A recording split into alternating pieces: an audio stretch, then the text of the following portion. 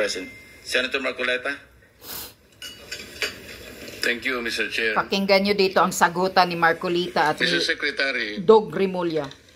a couple of days ago, in the last hearing when you were here, we somehow settled the issue that restitution is not a requisite for an applicant to the WPP. Is that correct? It's not in the law. But sa akin ko kasi, hindi lang po batas na nag-dictate dito.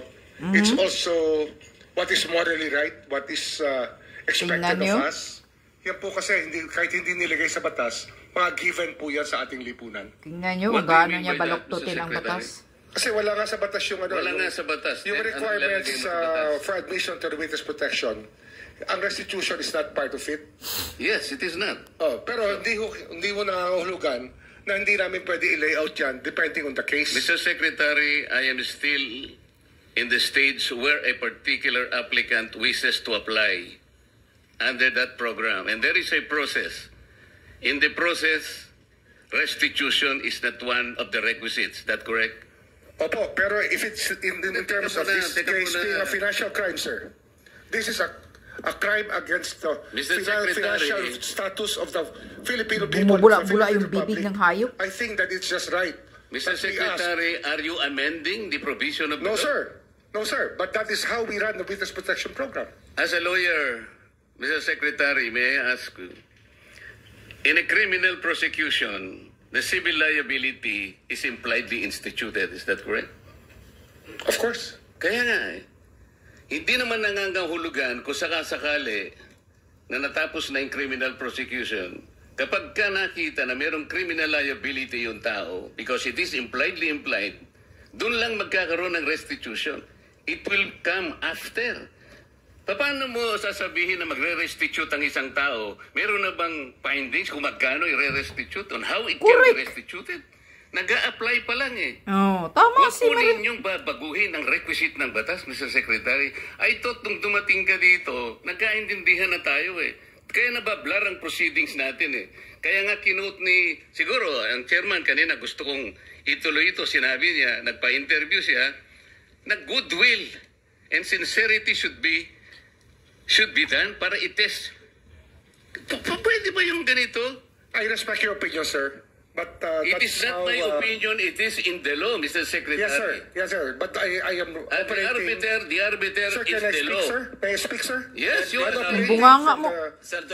from the vantage point of the reason behind the law, sir. What is the reason behind the law? So that we can get justice, and justice can only be attained if there is restitution. So that is the principle behind all of these things that we are talking about now. Mr. Secretary, restitution will come after. It cannot be. Sir, it can come before or after, sir. It can come before or You after. cite the law that it come before. Wala nga po sa batas eh. Sir, Huwag po ninyo babaguhin ang Sir, batas, Mr. Secretary. we are operating on a unique set of facts, and we are, all of these matters are being evaluated because the gravity of this financial crime cannot be underestimated, and that the more assets that we're able to preserve at the outset, the better for our country, sir. Mr. Secretary, I'm very sorry for such a reasoning like that. Alam mo, nakikinig I'm very ang sorry, sir. bansa. Also, sir, I'm very sorry too if you do not agree with me. But I respect your opinion, sir, and we will carry out our job as we deem fit, as we see. Mr. Chair, I said that the I am country not needs. expressing an opinion here. I am articulating the provision of law. You do not change the provision of law, Mr. Secretary. You may be disbarred from doing this. Padisbar yan. It's your opinion, sir. Gumagawa ng It's your option, sarili sir. niyang batas. Sinabi ko na nga hindi ko opinion ito. I am Then it's your option, sir. the If it provision of law. is what you wish to happen, that you may proceed Ikaw ang with what you nagbibigay wish. ng opinion, nilalagay mo yung restitution to test the goodwill of a possible applicant. It is not in the law. Unless you are able to point out the provision of law that Ngitik it come ng hudas, before. oh. Hindi ganun eh. Sabi mo na nga, and we admitted, impliedly instituted ang civil liability, but this will come eventually after the court has pronounced kung magkano ibabalik niya kung meron man. Not before. Thank you, Correct. Mr. Chair. Naririnig nyo ba? Yan lang ipaparinig ko sa inyo, mga kababayan. Naririnig nyo?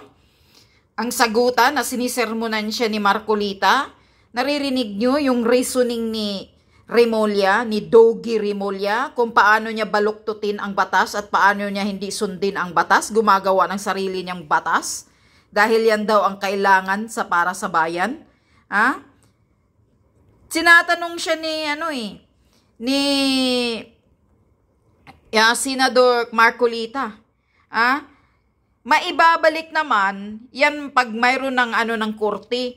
Syempre, hindi mo pa, tama si Marcolita, kasi hindi mo naman alam, ang pinag-uusapan kasi dito, na ang yung ibabalik yung pera, kung magkano ang ninakaw ng mga kawatan ng mga district engineer na to, mga kontraktor. Si Remulla gustong ipababalik agad na ganon-ganon, hindi na sumusunod sa batas. Ang sabi ni Marcolita, bakit? Alam mo na ba kung magkano? Magkano ang ipapabalik? Hindi mo naman alam, di ba? Tama. Hindi mo alam, DOJ Remulla.